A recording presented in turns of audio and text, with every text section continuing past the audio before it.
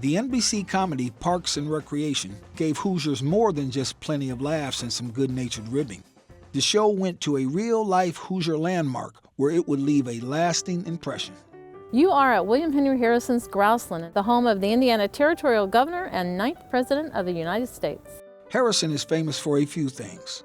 He was the shortest-serving president, only 32 days, because he was the first president to die in office. But before all that, Harrison ran a groundbreaking campaign, far more lively and raucous than in previous elections, where events ended with 3-mile-long parades of people singing, chanting, and drinking. It featured a catchy slogan commemorating his victory at the Battle of Tippecanoe, a campaign song or two, and an eye-catching attraction that was rolled from one campaign stop to the next. You know, the big card dealer, the big floaty guy that catches people's attention. That was probably the way the ball was in that campaign of 1840. They rode from Kentucky as far away as Maryland, and it coined our current phrase, keep the ball rolling. This almost carnival-like atmosphere drew unprecedented crowds and helped deliver Harrison the presidency. It was so successful that over 40 years later, when his grandson Benjamin Harrison took a shot at the presidency, he brought the idea back. Benjamin Harrison recreated the William Henry Harrison campaign ball, so it is definitely a Harrison legacy from both of those presidential elections. So when the Parks and Rec folks wanted a campaign ball for an episode, they took the Benjamin Harrison ball and whipped up a new one.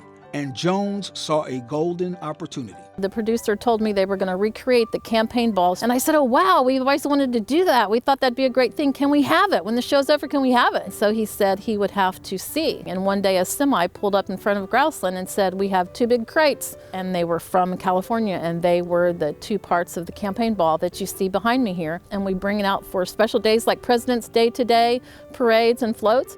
The ball is too big to fit through Grassland's 19th century doors, so it stays dry and safe in the garage most of the time.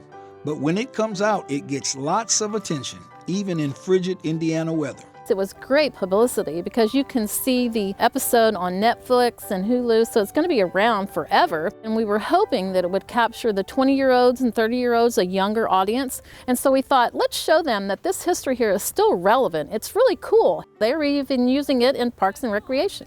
Jones says they hope to get the ball rolling on a new visitor center that would sit right next to Grassland and would, of course, house the campaign ball all year round.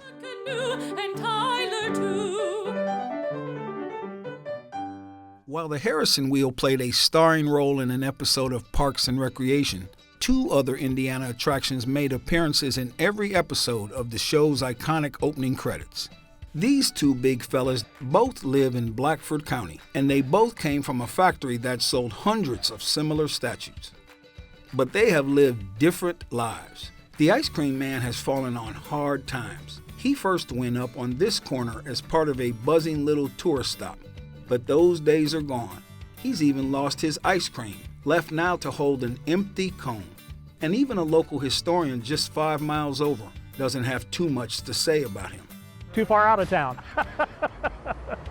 It's the opposite for the Miami Indian, who looks phenomenal for his age. It was constructed in the 1960s in California, and it was created for Tom Wood Pontiac in Indianapolis. He then stood outside a few different parks and museums before coming to rest on this corner in downtown Montpelier, thanks to the efforts of a descendant of Chief Francis Godfrey. 2.5 miles southeast of this town was a predominant hunting ground, and it had been used by the Miami for generations. Chief Francois Godfrey, who was the last war chief of the Miami people, he specifically asked for that area in the treaty.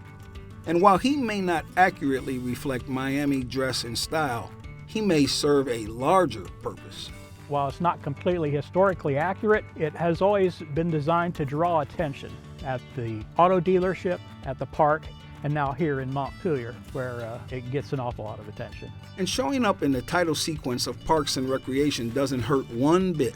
People recognize him now. I'll see cars drive by, and all of a sudden you'll see brake lights hit. And then a boatload of people will get out and get their picture taken with him. It happens on a regular basis here. He's on our Chamber of Commerce letterhead. He's on our weekly newspaper, right on the front cover every week. And while having 2 big dudes is better than one, it's clear who gets most of the limelight.